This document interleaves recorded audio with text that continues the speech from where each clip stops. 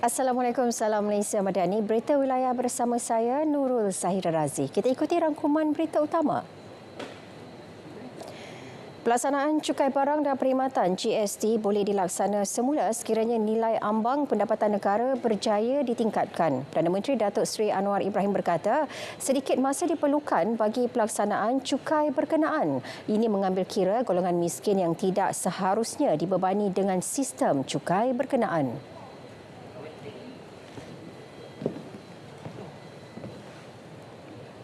Give some time. Push the economy forward. Because you implement GST now means you get everybody to pay. I mean, this is my political philosophy, my conscience. Is it efficient? Yes. Is it transparent? Yes. Will the government get more revenue? Yes. But who are you taxing? Everyone. Give a few years. Make sure that the threshold, the level of income increases. 3,000, 4,000 ringgit minimum, then we can gradually adjust this policy.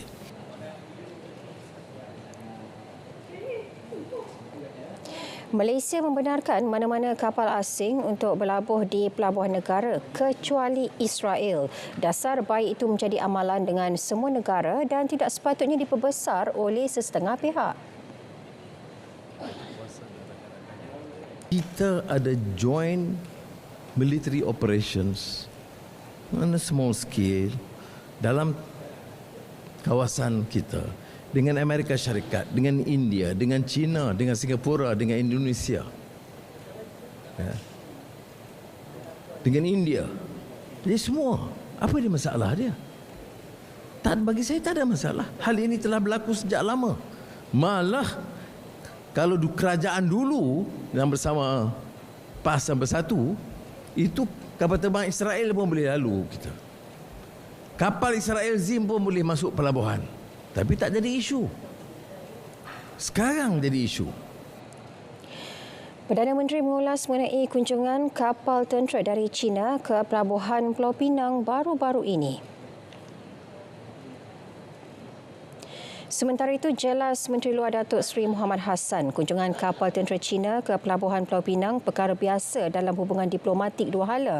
Beliau menegaskan Malaysia juga menerima kunjungan kapal perang dari negara lain seperti Australia, United Kingdom, Amerika Syarikat dan New Zealand. Katanya perkara itu tidak perlu diperbesar kerana China rakan dagangan terbesar Malaysia selama 15 tahun berturut-turut. Tegas Timbalan Menteri Pertahanan Adli Zahari pula, kunjungan kapal tentera dari China ke Pelabuhan Pulau Pinang tidak sepatutnya dijadikan isu. Jelasnya kunjungan kapal dari negara luar kebiasaannya mempunyai permohonan dan kelulusan daripada kementerian berkaitan. Sebenarnya kita memang setiap tahun ataupun setiap beberapa bulan itu kita akan menerima port call daripada negara-negara ini untuk sebagai sebahagian daripada bilateral kita. Jadi dalam port call ini selalunya kalau di peringkat Kementerian Pertahanan ini memang kita ada perbincangan antara anggota dengan anggota dan kadang-kadang kita bincang juga sebahagian negara itu tentang pertukaran maklumat dan juga kalau pertukaran pengalaman dan seumpamanya.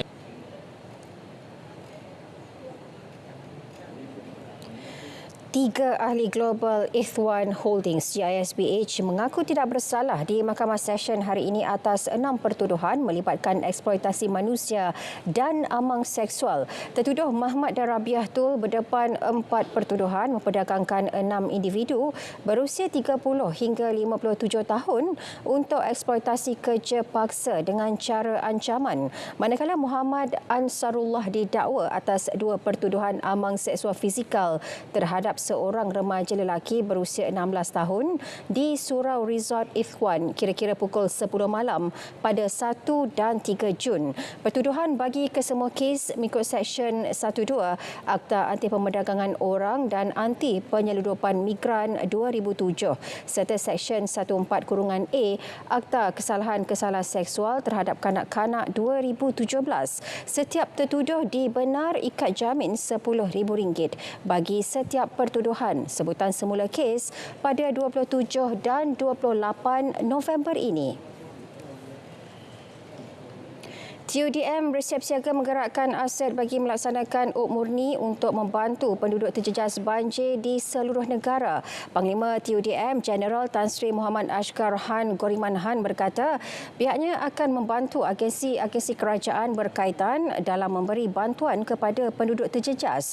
Katanya situasi banjir ketika ini masih terkawal menerusi pelibatan agensi terlibat seperti Jabatan Bomba dan Penyelamat Malaysia dan Angkatan Pertahanan Awam.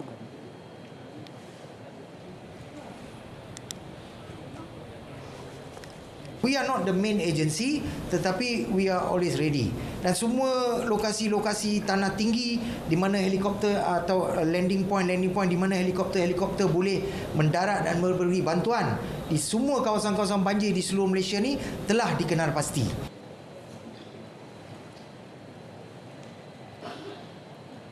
Baik saudara, untuk perkembangan cuaca seluruh negara, kita ke Met Malaysia bersama pegawainya Dr. Nasihah Syamin Sabri. Assalamualaikum dan selamat petang kepada semua penonton. Kembali lagi bersama Met Malaysia untuk laporan cuaca yang terkini. Baik, kita mulakan laporan pada petang ini dengan melihat kepada keadaan cuaca pada masa ini. Hujan lebat berserta ribut petir kini sedang berlaku di beberapa negeri di Semenanjung iaitu melibatkan negeri Kedah, utara dan pedalaman negeri Perak, negeri Kelantan, pedalaman negeri Terengganu dan juga di bahagian utara negeri Pahang, begitu juga di bahagian timur di negeri Johor. Manakala keadaan cuaca dilihat baik bagi negeri Selangor, Kuala Lumpur, Putrajaya, Negeri Sembilan, Melaka dan di barat Johor pada ketika ini, begitu juga di Pulau Pinang. Namun begitu, keadaan cuaca hujan sekejap-sekejap masih lagi berpotensi untuk berlaku di bahagian utara negeri Selangor pada lewat petang sehingga ke awal malam nanti. Baik, bagi keadaan cuaca di Sabah dan Sarawak pula, hujan lebat berserta ribut petir lebih tertumpu di bahagian selatan Sarawak, begitu juga di bahagian Mukah. Manakala di Limbang berserta Miri juga hujan lebat kini juga sedang dicerap di 1-2 tempat. Hujan renyai juga kini sedang berlaku di hampir ke semua bahagian di negeri Sabah. Baik, bagi ramalan cuaca pada sebelah malam nanti pula, berdasarkan model numerikan Met Malaysia, hujan lebat berserta ribut petir yang kini sedang berlaku di utara Semenanjung boleh berterusan sehingga ke tengah malam nanti iaitu melibatkan negeri Kedah, Perak, Kelantan dan juga pedalaman negeri Pahang. Untuk negeri Sabah dan Sarawak pula, hujan lebat akan lebih tertumpu di bahagian pedalaman Kapit Sarawak, begitu juga di bahagian pedalaman di negeri Sabah. Baik, bagi keadaan cuaca untuk negeri-negeri pantai barat pada malam nanti, keadaan cuaca dijangka adalah baik. Dan keadaan cuaca menjelang ke awal pagi pula, dilihat daripada model di sini, tiada hujan yang boleh berlaku pada awal pagi nanti. Namun begitu, hujan lebat masih lagi boleh berpotensi berlaku di kawasan perairan utara Selat Melaka ini. Begitu juga melibatkan bahagian pantai sekitar Negeri Sembilan dan juga Melaka. Untuk Sarawak pula, keadaan cuaca hujan boleh berlaku pada awal pagi di sekitar selatan Sarawak, begitu juga di kawasan perairan Bintulu di Sarawak. Baik, itu sahaja info cuaca yang dapat saya kongsikan pada petang ini. Jangan lupa ikuti kami di laman media sosial seperti yang tertera di sini. Sekian, Assalamualaikum dan salam Malaysia Madani.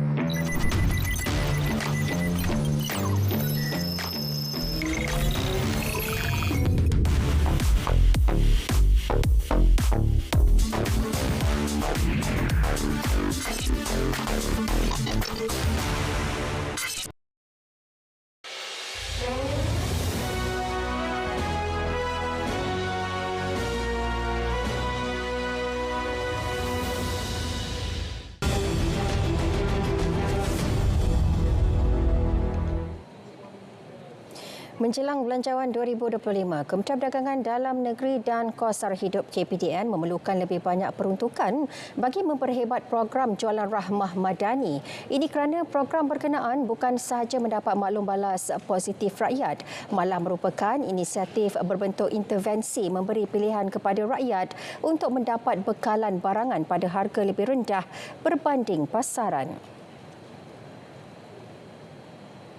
Bila PGRM bergerak ini bukan hanya ke pekan tetapi dia boleh juga dianjur di kampung-kampung yang dapat tumpuan melalui mobile PGRM. Kita ada bekerjasama dengan vendor untuk menyediakan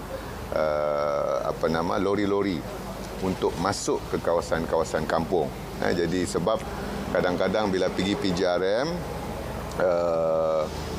juga melibatkan walaupun harga dia murah tapi orang kampung ini terpaksa juga menanggung kos tambang dan sebagainya. Sementara itu, Timbalan Menteri Kesihatan Datuk Lokan Isman Awang yakin mampu meningkatkan kualiti perkhidmatan kesihatan akan terus diberi perhatian dalam Belanjawan 2025. 2025 ini kelak peruntukan bagi naik taraf ataupun projek daif, klinik-klinik daif ini akan meningkat dengan jumlah yang agak ketara. Ini adalah untuk memberikan manfaat dan juga untuk mengurangkan jurang fasilitis klinik di semenanjung Malaysia, Sabah dan juga Sarawak. Belanjawan 2025 bertemakan Ekonomi Madani Negara Makmur Rakyat Sejahtera akan dibentangkan Perdana Menteri Datuk Seri Anwar Ibrahim pada 18 Oktober ini. Pengunjung bertambah, pendapatan meningkat. Itu kesan projek selenggara dan pelihara Tasik Timah Tasuh Perlis menerusi Belanjawan 2024. Wan Nur Azli Wanci ada perinciannya.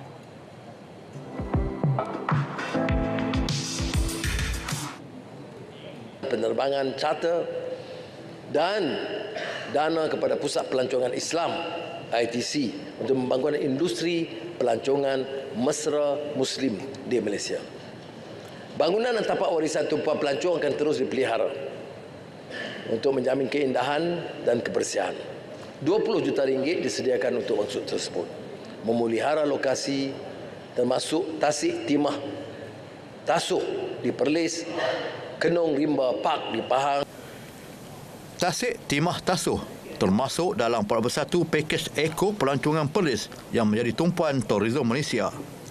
Projek naik taraf kemudahan pengunjung termasuk platform terapung bagi menggantikan titi kayu yang usul siap sepenuhnya Julai lalu.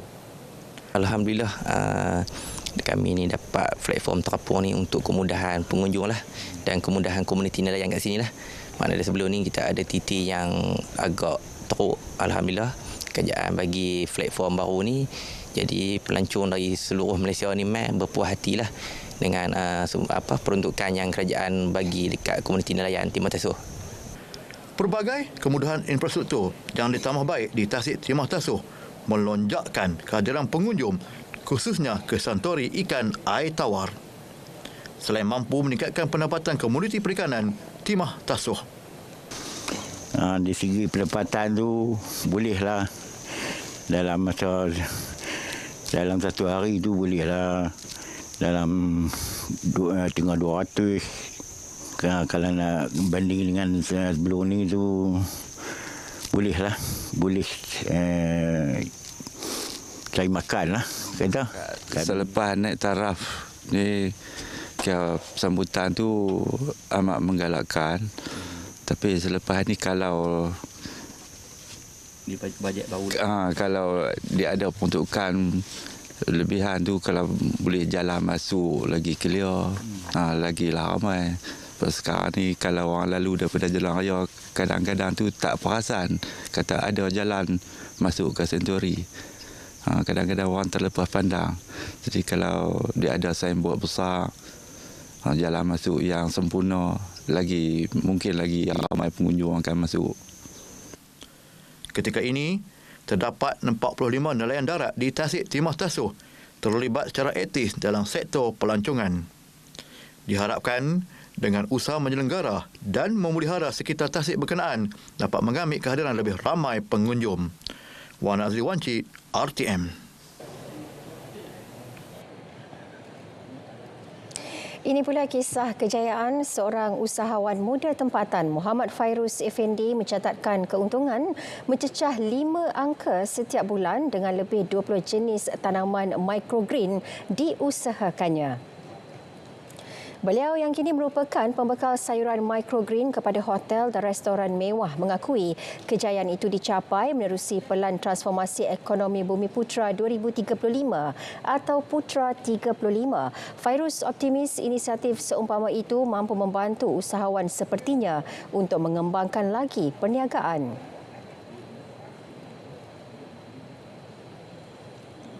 Alhamdulillah, pasaran syarikat kami juga telah diperluaskan ke kawasan luar Lembah Kelang seperti Johor, Melaka, Penang, Pahang, Sabah dan Sarawak. Saya berharap perniagaan saya dapat dikembangkan dengan pengenalan kepada produk-produk baru selain microgreens dan produk saya dapat menembusi pasaran luar Malaysia.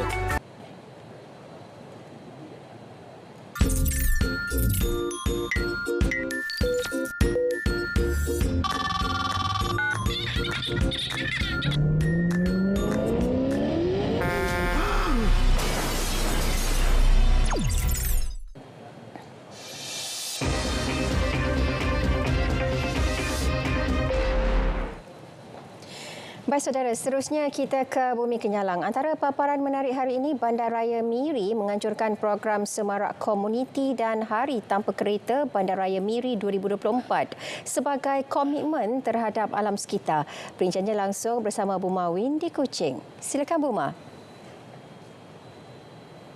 Baik, terima kasih Zahira. Program Semarak Komuniti dan Hari Tanpa Kereta Bandaraya Miri 2024 diadakan sebagai demonstrasi jelas komitmen Majlis Bandaraya Miri terhadap kelestarian bandar. Ahli Dewan Undangan Negeri Adun Pujut yang juga Datuk Bandar Miri, Adam Yisiu Sang menekankan pentingnya pemeliharaan alam sekitar dalam menjadikan Miri sebagai destinasi pelancongan yang terkenal. Dalam ucapannya yang dibacakan oleh Ahli Majlis Bandaraya Miri Kaunselor Jamil Bujang, beliau menegaskan penutupan jalan kepada kenderaan dalam kawasan tertentu membolehkan masyarakat menikmati suasana bandar yang lebih hijau dan sihat. Dalam program yang berlangsung di Wireless Walk Jalan North Yuseng Miri, beberapa jalan ditutup bagi membolehkan masyarakat menikmati persekitaran yang lebih bersih dan sihat tanpa kesesakan lalu lintas.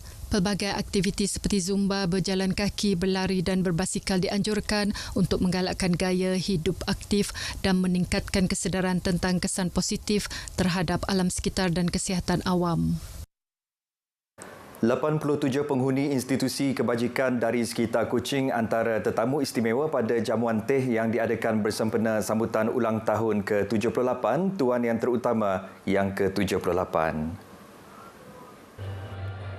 Selain dijamu dengan hidangan pagi, Tun Pehin Seri Dr. Wan Junaidi turut menyampaikan sumbangan khas kepada penghuni terbabit. Mereka antara 500 jemputan khas dalam majlis jamuan teh yang diadakan di sebuah hotel pagi tadi. Tuan Yang Terutama yang ditemani isteri Tuh Puan Datuk Petinggi Fauziah Muhammad Sanusi turut beramah mesra bersama rakyat sebelum menyempurnakan acara simbolik memotong pulut kuning. Hadir sama pada majlis itu Premier Sarawak Datuk Petinggi Tan Sri Abang Johari Tun Openg, Menteri-Menteri Kabinet Negeri dan pemimpin-pemimpin masyarakat. Pusat Hikmat Parlimen Miri akan bekerjasama dengan semua pihak untuk memberi bantuan kepada penduduk di Taman Ceria Bandar Baru Permajaya di Miri yang terjejas akibat kebakaran petang semalam. Ahli Parlimen Miri, Chiu Chun Man berkata ia bagi memastikan sebarang bantuan dapat disalur dengan mudah kepada penduduk terlibat. Beliau berkata demikian semasa meninjau keadaan flat yang terbakar serta melawat penduduk yang terjejas. Kebakaran yang berlaku petang semalam telah memusnahkan sepenuhnya 4 unit rumah flat tersebut, manakala 2 unit lagi musnah 60%. Kebakaran itu bagaimanapun tidak mengakibatkan kecederaan maupun kemalangan jiwa. Baik, sementara itu, Chiu semasa mengadakan lawatan ke Balai Bomba dan Penyelamat Lutong di Miri memberi komitmen untuk membantu menambah kelengkapan serata peralatan yang diperlukan oleh Balai Bomba berkenaan. Ini termasuk keperluan bot serta enjin bot untuk kegunaan operasi mencari dan menyelamat. Dan sebenarnya baris bomba ini memang mereka adalah barisan hadapan sekali dari segi keselamatan rakyat. Dan oleh itu sebagai wakil rakyat kawasan Parlimen Miri ini, memang saya akan sentiasa memberi sokongan yang paling kuat sekali kepada pasukan kita baris bomba dan penyelamat, khususnya di kawasan Lutong yang menjaga begitu luas sekali kawasan dan juga penduduk yang begitu ramai sekali. Pada lawatan tersebut, beliau telah menyumbangkan beberapa peralatan pejabat seperti komputer riba dan televisyen. Sumbangan diserahkan kepada Ketua Balai Polis dan Penyelamat Lutong, Henry juga. Pasangan duo Divorce berjaya menawan hati juri dan dinobatkan sebagai juara Top Buskers Challenge 2024 yang berlangsung di Auditorium P. Ramlee RTM Kuching malam tadi. Persembahan lagu Cinta Luar Biasa nyanyian Datuk Siti Nurhaliza dan 6 oleh Linkin Park, Steve Yee Hon Long dan Danny Lim Sing Yong berjaya mengumpul markah tertinggi sekaligus membawa pulang hadiah wang tunai RM10,000 beserta trofi kejuaraan. Peserta solo A2A memukau dengan petikan gitar dan nyanyian mantap meraih gelaran Naib Johan dengan hadiah wang tunai RM7,000 beserta trofi. Sementara itu, duo Simfoni Buskers dari Seri Aman menamat saingan di tempat ketiga dengan hadiah RM5,000 beserta trofi. Persembahan terbaik malam itu pula disandang oleh B2B Buskers dari Kuching yang membawa pulang RM1,000 serta hadiah sagu hati RM3,000. Top Buskers Challenge yang memasuki edisi kedua mendapat sokongan Kementerian Pelancongan Industri Kreatif dan Seni Persembahan Sarawak. Rakaman pertandingan ini akan disiarkan di TV2 pada Jumaat ini jam 9 malam. Baik saudara, perkongsian itu tadi mengakhiri berita dari Sarawak. Dari sungai ke segara, Palestin pasti merdeka. Kita kembali untuk perkembangan berita selanjutnya. Zahira, silakan. Baik, terima kasih Buma.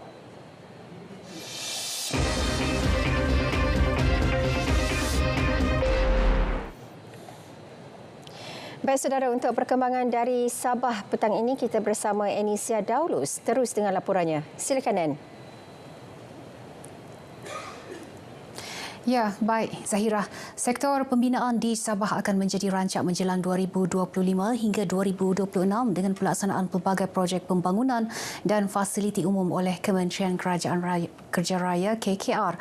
Menterinya Datuk Syed Helmi Yahya memberi jaminan akan memantau setiap projek dilaksana dan memastikannya siap mengikut tempoh ditetapkan.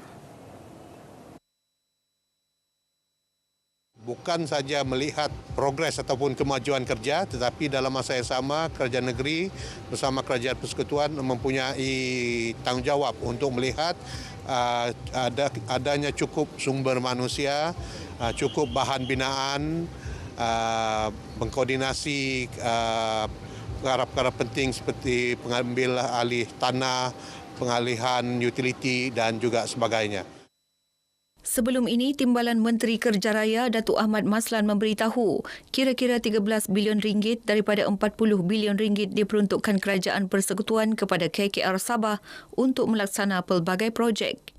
Ia membabitkan 488 projek termasuk 47 projek pembinaan jalan raya, jambatan dan bangunan, 200 projek sekolah daif serta 200 projek infrastruktur desa dan wilayah selain projek lebuh raya Pen Borneo Fasa 1A dan Fasa 1B dengan kos RM26.6 bilion. Terdahulu Datuk Syed Helmi merasmikan pelancaran Hari Sukan Negara peringkat daerah Putatan. Lebih 1,000 orang menyertai pelbagai acara menarik antaranya Fun Ride, Fun Run dan Fun Walk. Rakyat Sabah digalak menderma darah setiap 3 bulan bagi menampung keperluan bekalan darah yang tinggi khususnya pesakit thalassemia. Ketika ini lebih 1,900 pesakit thalassemia di Sabah bergantung hidup pada transfusi darah menjadikan Sabah antara negeri yang mempunyai jumlah pesakit thalassemia tertinggi dalam negara. Setiausaha politik kepada Ketua Menteri Sabah, Datuk Caesar Mandela Melakun berkata, selain menderma darah, pasangan atau ibu bapa turut dinasihati membuat saringan penyakit thalassemia bagi mengelak anak-anak menghidap penyakit sama. Supaya kita dapat membuat keputusan yang bertanggungjawab untuk mengelakkan anak-anak kita daripada menghidapi penyakit thalassemia ini, dan pada yang sama juga untuk menurunkan kadar pesakit thalassemia di negeri Sabah ini. Beliau ditemui media dalam program sambutan Hari Penderma Darah Sedunia peringkat negeri Sabah 2024 di Penampang. Kadar pendermaan kita masih rendah, iaitu 2.2% daripada jumlah populasi kita. Untuk tahun 2025, kita berharap dengan Kerajaan Negeri Sabah kita ada hashtag terbaru DD, Double Donation. Sekurang-kurangnya kamu menderma 2 kali, tapi digalakkan 3 bulan sekali lah untuk kita mencapai pendermaan 100,000 setahun untuk self-sufficient. Dan seperti mana yang kita tahu, Sabah juga akan mempunyai pusat jantung. Ini juga akan memerlukan bekalan darah yang lebih daripada biasalah. So, kita sangat-sangat menggalakkan komitmen sebab ini adalah tanggungjawab masyarakat setiap daripada kita untuk menderma darah. Lebih 60 peserta terlibat dalam sambutan Hari Memerhati Burung Sedunia Oktober Big Day anjuran Universiti Malaysia Sabah UMS.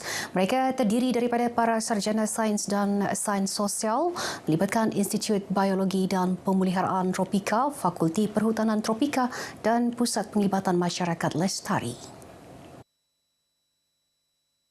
Menurut Pengarah Pusat Penyelidikan Pelancongan Borneo UMS, Profesor Dr. Balvinder Kaur, sambutan ini juga menggalakkan pemerhati burung mengguna aplikasi eBird bagi merekod input spesies burung yang ada di Pantai Outdoor Development Centre ODEC UMS.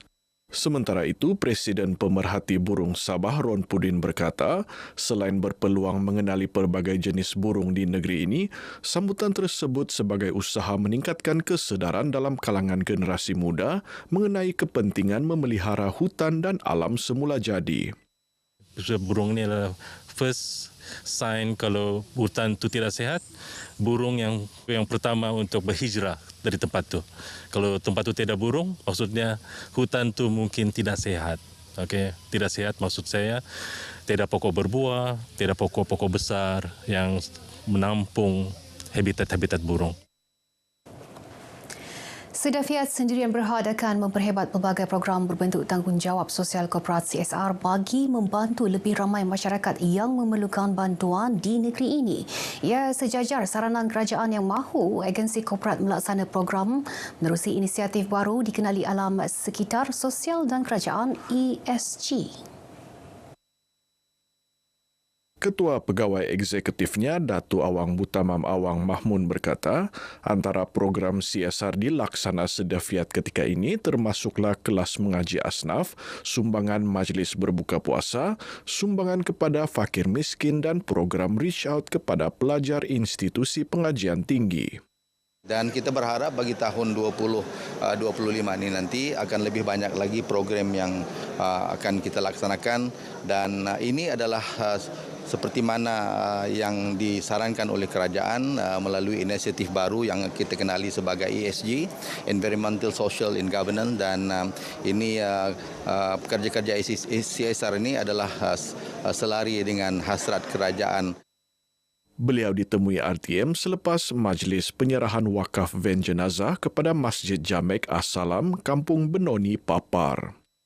Usaha kami untuk mencari van ini memang lama dah. Kami buat tabung wakaf bermula daripada Oktober 2023 tapi belum mencapai kita cita-citakan itulah. Jadi ditakdirkan Tuhan berjumpa dengan Datuk Sedafiat dan beberapa bulan yang lalu dia menyatakan hasratnya untuk mewakafkan van. Kerjasama antara Kementerian Belia dan Sukan KBS dan Universiti Malaysia Sabah UMS dalam program sejahtera masyarakat melalui pendidikan profesional prospek mampu melahirkan lebih ramai pakar dalam bidang sains sukan. Pembantu Menteri Belia dan Sukan Dato' Fairuz Rendan berkata, ketika ini terdapat keperluan ketara dalam bidang berkenaan untuk negeri ini. Kalau bagi KBS kita perlukan lebih ramai orang yang ada dalam sains sukan yang perlu kerana kita kalau di Sabah ini kita sangat kekurangan. Kalau kita lihat dalam fellow SMJ baru-baru ini dalam 35 ataupun 30 fellow SMJ hanya ada satu yang sains sukan. Dato' Fairuz menyatakannya sempena Majlis Pelancaran Prospek ke Fakulti Perubatan dan Sains Kesihatan UMS. Baik, sekian perkongsian dari negeri di bawah Bayu. Kembali bersama Zahira untuk lebih banyak perkembangan semasa dalam negara. Dari sungai hingga segara, Palestin pasti merdeka. Baik, terima kasih, Anne.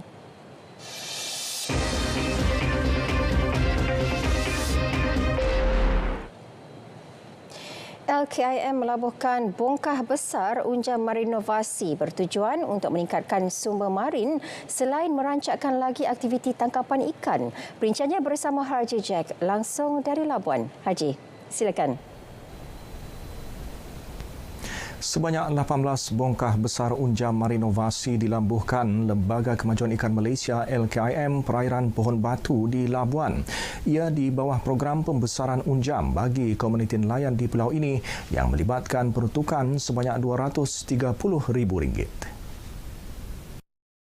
Menurut kenyataan LKIM Labuan, program untuk meningkatkan sumber marin bagi mewujudkan habitat ikan yang tertumpu dan seterusnya memberi faedah kepada nelayan, terutamanya kepada nelayan di Zon A. Usaha melabuh dan menempatkan unjam di kawasan yang sesuai ini dapat merancangkan lagi aktiviti tangkapan mereka dan secara tidak langsung dapat meningkatkan pendapatan terutamanya nelayan B40. Sementara itu, unjam merupakan variasi daripada tukun tiruan yang dibina menggunakan konkrit bertertulang besi. Unjam ini diketengahkan oleh LKIM sebagai usaha membantu golongan nelayan dalam menjalankan aktiviti penangkapan ikan.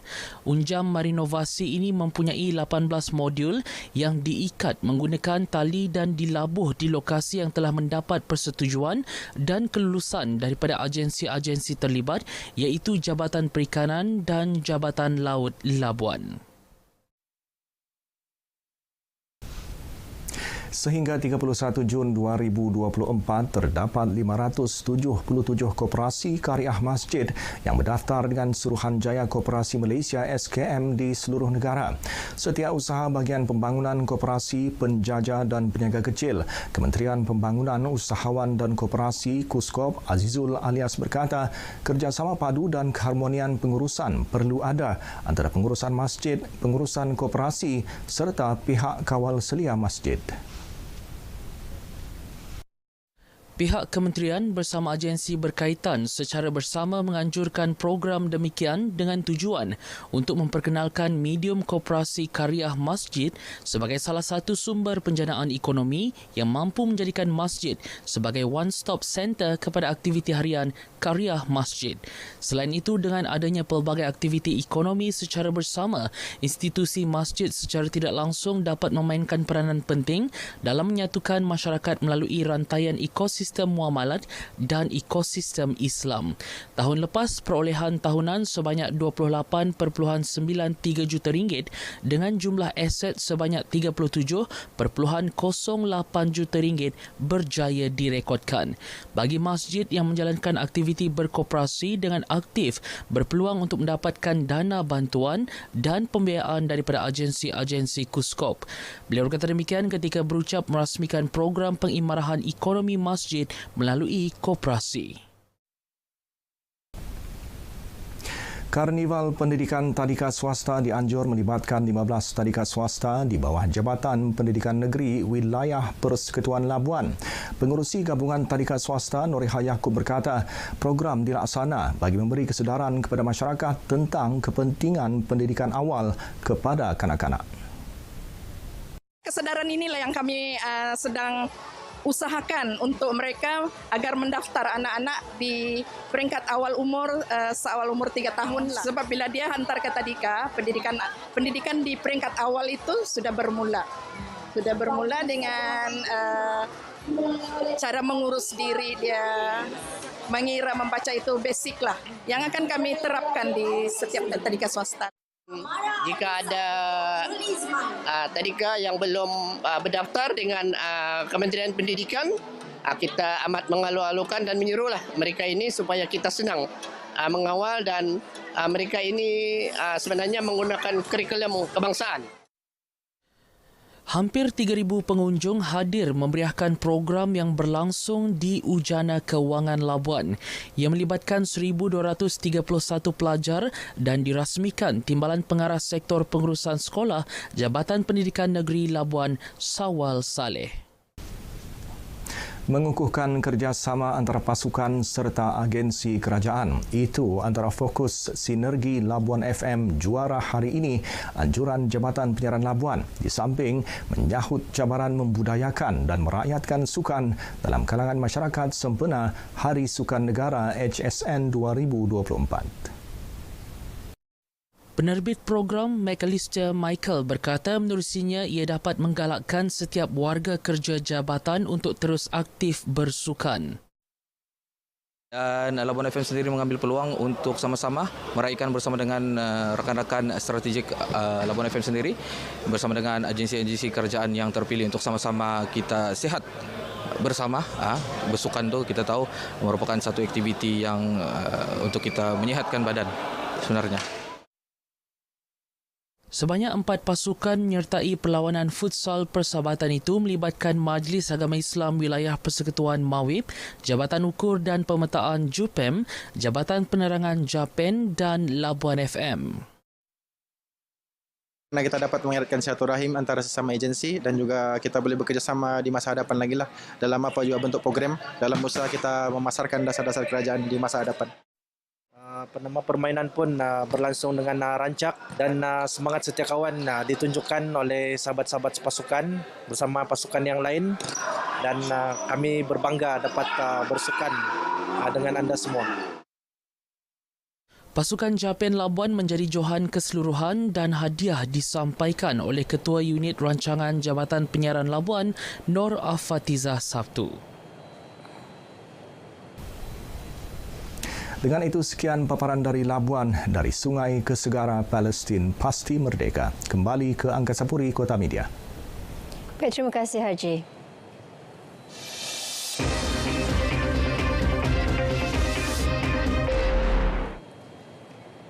Selepas hampir 2 tahun menyepi Royal Chulan Pening, RCP kembali dengan hidangan pelbagai jenis makanan laut bertema The Return of Poseidon. Malah pelanggan juga boleh menikmati hidangan segar dengan harga berpatutan untuk semua golongan.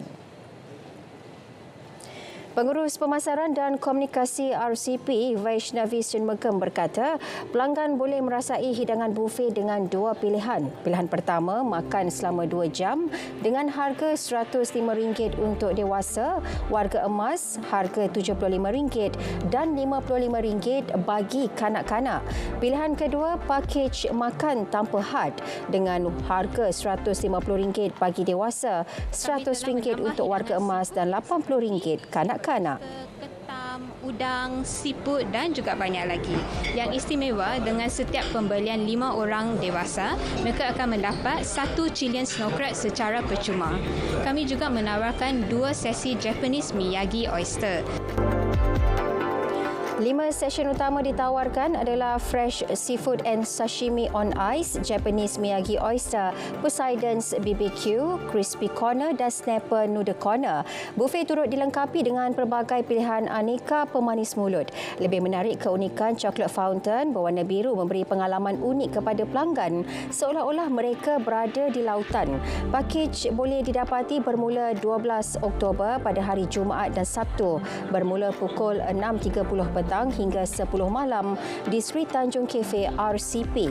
Tempahan boleh dibuat menerusi talian yang tertera. Loji rawatan air LRA Sungai Limau di Baling terpaksa dihenti tugas bermula pukul 8.15 pagi tadi. Ia berpunca daripada kadar kekeruhan air mentah yang tinggi dan dijangka menjejaskan 15,000 akaun pengguna terutama di daerah Baling. Syarikat Air Darul Aman Sdn Bhd Sada dalam kenyataan memaklumkan gangguan bermula pukul 8.15 pagi sehingga kadar kekeruhan air mentah stabil dan agihan semula bekalan air selesai.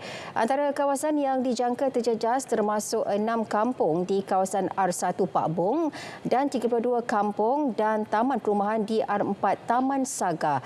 Hujan lebat sejak petang semalam hingga awal pagi tadi menyebabkan paras air sungai meningkat mendadak dan melimpahi tebing. Kejadian menyebabkan kediaman penduduk yang terletak di tebing sungai dinaiki air. Seramai 18 kaki tangan Jabatan Penyiaran Malaysia menyalahkan potensi kepimpinan melalui program pengukuhan pasukan Intan bersama Media 2024 di Institut Tadbiran Awam Negara Intan, Kampus Wilayah Utara Intura. Program disertai penyampai radio, wartawan dan penerbit rancangan selama 3 hari 2 malam itu diadakan sempena sambutan ulang tahun Intan ke-65.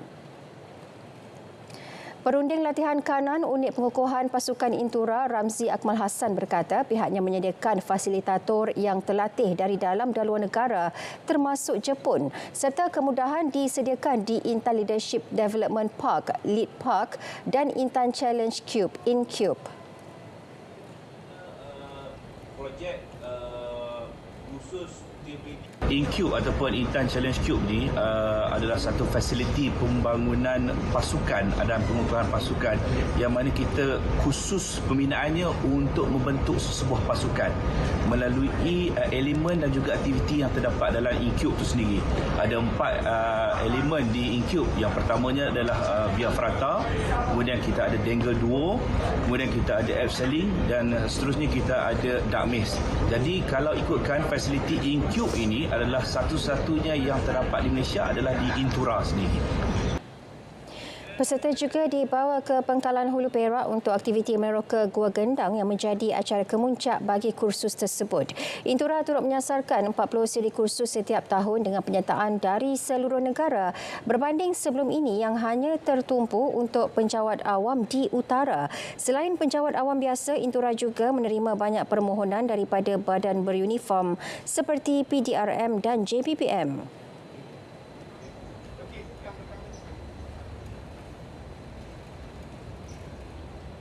Banyak yang kami dapat sebenarnya. Pertamanya adalah untuk keyakinan diri kita sebagai penyampai radio, orang TV dan yang kedua adalah semangat kerjasama, semangat berpasukan dan yang ketiga adalah semangat kita adalah semangat berkumpulan. Apapun yang kami jalani selama 3 hari ini insya-Allah akan kami adaptasikan dalam kerjaya kami dalam Jabatan Penyiaran Malaysia ni. Program pengukuhan Intan bersama media di Intura ni memang diadakan berbagai aktiviti yang menarik, aktiviti yang tidak dapat dirasai di luar. Jadi kepada semua yang ingin merasai pengalaman yang berbeza, yang unik, datanglah ke Intura. Satunya kita dapat tentang bagaimana untuk menjadi seorang pemimpin, untuk memimpin sebuah pasukan. Kita juga diajar untuk survival, untuk kita menghadapi dalam suasana keadaan yang agak stres. Macam mana kita nak menghadapi cabaran-cabaran yang disediakan di sini. Ini semua boleh diadaptasikan dalam pekerjaan harian kita.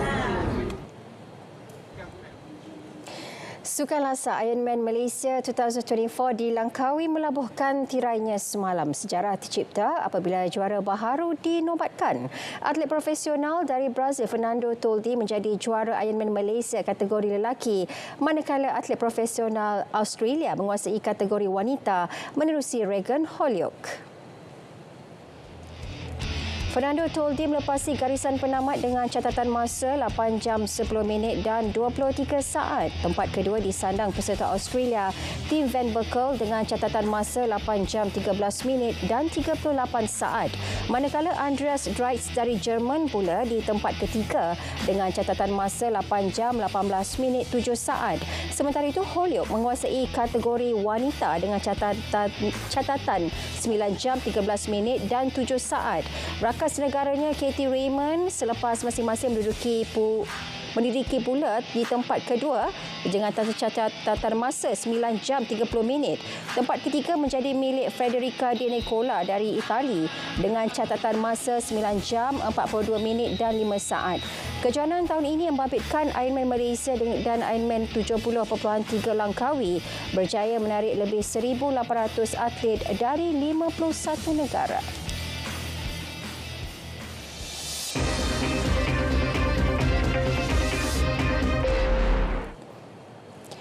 Tempoh reman seorang pemandu wanita disyaki merempuh 2 motosikal hingga menyebabkan kematian 3 penuntut Universiti Teknologi Mara UiTM Kampus Tungun dilanjutkan 2 hari lagi. Magistrate membenarkan lanjutan reman bagi membantu siasatan di bawah Seksyen 41-1 Akta Pengangkutan Jalan 1987.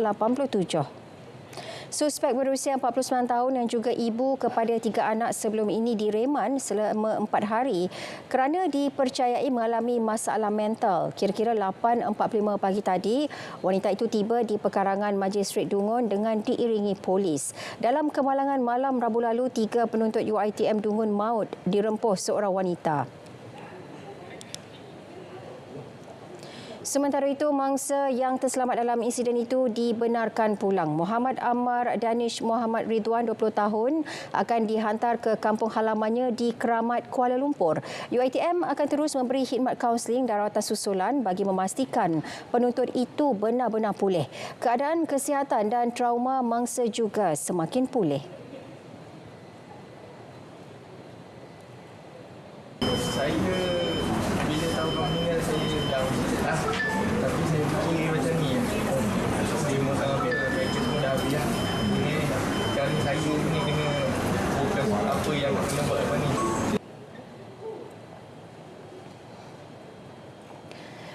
Pengalaman menaiki rakit tradisional orang asli dengan menyusuri beberapa lokasi menarik di sekitar kawasan Tasik Kenyir antara tarikan baharu buat pengunjung di Taman Negara Terengganu. Pengangkutan air yang dibina melalui hasil pertukaran suku Semai Beri itu dilihat mampu menjadi sumber ekonomi baharu golongan tersebut.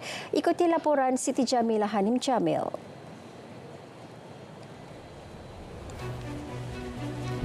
Penguasa Taman Negara Terengganu Syarina Sapri berkata pembinaan rakit itu antara langkah bagi mengetengahkan budaya orang asli di Tasik Kenyir termasuk mengkomersialkan produk mereka. Idea ini tercetus daripada beberapa sahabat lah yang terdiri daripada kaki tangan Taman Negara Terengganu sendiri, NGO dan juga 2 orang fotografi bebas, juru foto bebas maksud saya. Bila sebab kami ni sangat entusiastik dengan Taman Negara Terengganu dan kehidupan orang asli setempat itu sendiri. Jadi kami berpendapat dengan adanya produk baru ni, kami bukan saja dapat membantu meningkatkan ekonomi orang asli setempat dan kami juga dapat merancangkan lagi ekopelancongan di Taman Negara Terengganu.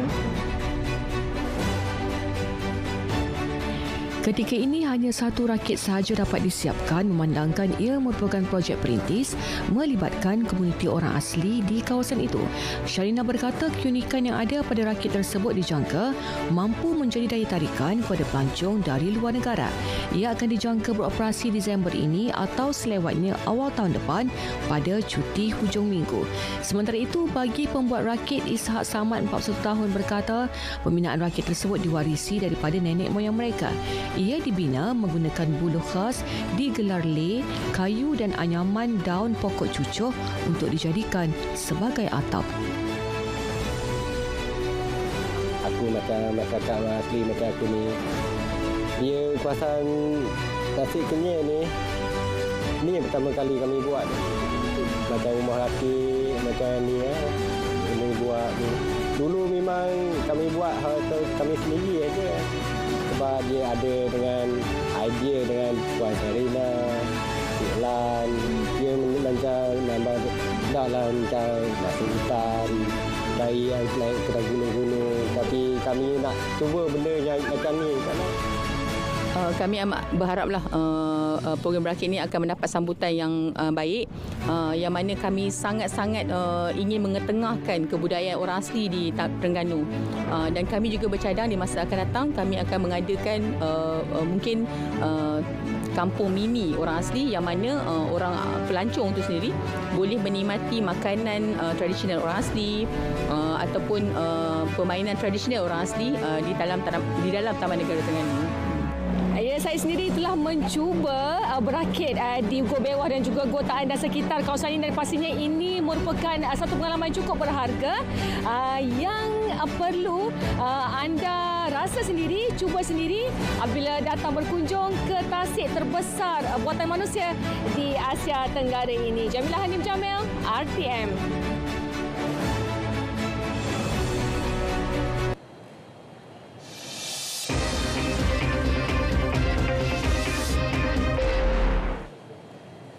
Majlis Tilawah dan Hafazan Al-Quran peringkat antarabangsa MTHQA kali ke-64 yang berlangsung selama 8 hari telah melabuhkan tirainya semalam. Istimewanya kedua qari dan qariah negara mengungguli kategori tilawah tahun ini.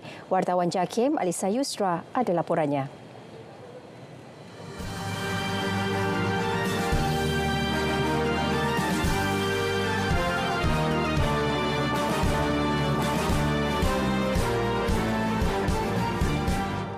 MTHQA ke-64 Anjuran Jabatan Kemajuan Islam Malaysia JAKIM yang berlangsung di Pusat Dagangan Dunia Kuala Lumpur menampilkan 92 peserta dari 71 negara. Ia terdiri daripada 53 bagi tilawah dan 39 hafazan. 15 hakim dari pelbagai negara terbabit dalam pertandingan kali ini. Hakim dari Maghribi dan Turki masih dikekalkan selain muka baharu dari Arab Saudi dan Indonesia. Proses penilaian meliputi aspek tajwid, fasahah, kualiti suara serta ingatan khususnya bagi peserta hafazan. Para hakim dia tidak tahu siapa yang memperdengarkan bacaan ataupun siapakah peserta hafazan yang sedang dinilai kerana mereka hanya dengar suara saja. Tak tahu daripada negara mana, tak tahu macam mana rupa peserta itu dan itu bagi memastikan ketelusan penghakiman yang dibuat tanpa ada rasa kasihan ataupun tanpa ada rasa bias kepada negara-negara tertentu. Membawa tema Al-Falah Pemacu Malaysia Madani, penganjuran kali ini juga merupakan manifestasi usaha memartabatkan Islam sebagai agama persekutuan.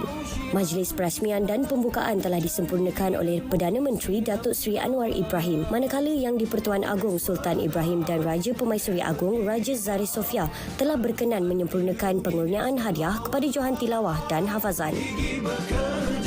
Majlis Tilawah dan Hafazan Al-Quran peringkat antarabangsa kali ke-64 menyaksikan jumlah penyertaan tertinggi sejak awal penganjurannya. Ini merupakan kesatuan umat Islam seluruh dunia yang disatukan melalui Al-Quran.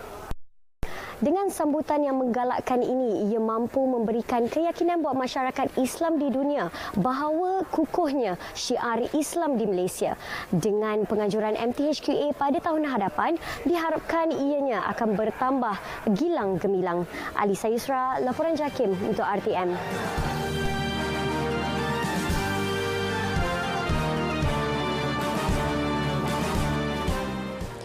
Jabatan Agama Islam Selangor JAIS tidak teragak-agak menamatkan pendaftaran sekolah agama swasta di Selangor jika didapati terlibat kes penderaan, gangguan seksual atau tindakan bertentangan dengan prinsip asas Islam. Pengarahnya Datuk Muhammad Syahizan Ahmad memaklumkan pihak terlibat akan disiasat mengikut Seksyen 15 Enakmen Pengawalan Sekolah Agama Islam 1988 Pindaan 2001.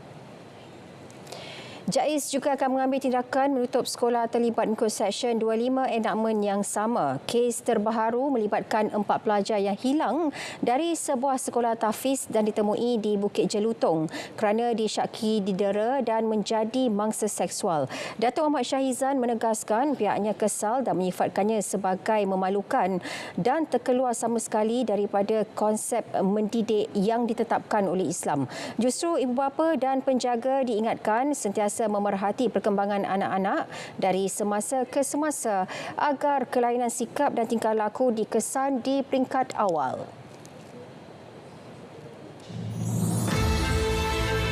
"2025 will be a momentous chapter for ASEAN, rich with significance and promise. We'll mark the 10th anniversary of the ASEAN Community founding, a milestone in our collective journey. Malaysia has chosen the theme inclusivity and sustainability. It reflects our aspirations for shared progress, ensuring that no one is left behind. It conveys our hope that the steps we take today will endure in the long run. It underscores our determination to keep the future firmly in sight as we move forward. On behalf of the government and people of Malaysia, I look forward to welcoming you all. Selamat datang ke Malaysia. Thank you.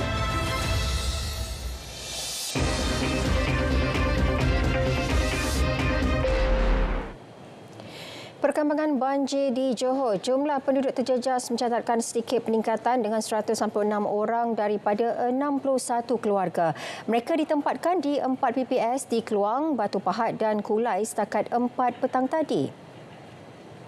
Satu PPS dibuka pada pukul 2 petang tadi iaitu PPS Sekolah Jenis Kebangsaan Cina Layang-Layang Kluang yang menempatkan 34 orang daripada 13 keluarga. Manakala PPS Dewan Kampung Murni Jaya Kulai menempatkan penduduk terjejas paling ramai iaitu 83 orang. Ia diikuti PPS Sekolah Kebangsaan Seri Kampung Renggam Kluang dengan 62 orang. 6 sungai di Batu Pahat, Kulai dan Mersing kini berada pada paras waspada dengan Sungai Siku, Kampung Murni Jaya Kulai mencatatkan paras tertinggi 17.58 meter. Pasukan Batalion Malaysia Malbat 85011 di Lubnan sentiasa dipantau dan dilaporkan setiap hari bagi memastikan keselamatan lebih 900 anggota yang bertugas di negara tersebut.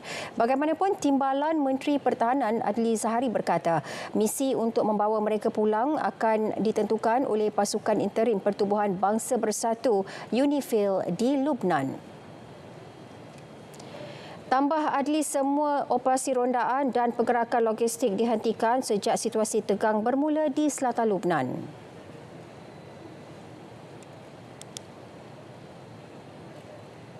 Dia memang kalau kita lihat buat masa ini kita masih kekal di situ. Arahannya masih kita kekal di posisi kita masing-masing.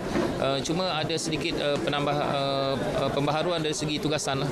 Jadi mungkin ada sebahagian dia masih bertugas di tempat-tempat tertentu, tapi anggota kita keselamatannya operasi kita dah hentikan mengikut perbincangan kita dengan UNIFIL sendiri. Dan yang paling penting bagi kita, macam saya selalu sebutkan, adalah keselamatan anggota-anggota kita. 600 peserta sertai aksi Forest Challenge 2024 di Taman Ekorimba Ulu Bendul yang melibatkan 4 kategori. Cabaran mendaki Gunung Angsi itu turut disertai peserta dari 12 buah negara, antaranya China, Taiwan dan Hong Kong. Exko Pelancongan Kebudayaan dan Kesenian Negeri 9 Nicole Tan Lee Kun memaklumkan program ini merupakan usaha untuk menggabungkan sukan dengan sektor pelancongan. Pada masa hadapan, saya haraplah saya dapat juga memasukkan pakej-pakej di mana sebelum penyertaan kita sediakan pakej-pakej untuk mereka pilih. Semasa penyertaan dia boleh pilih pakej A, pakej B, pakej C sebelum atau selepas program ni.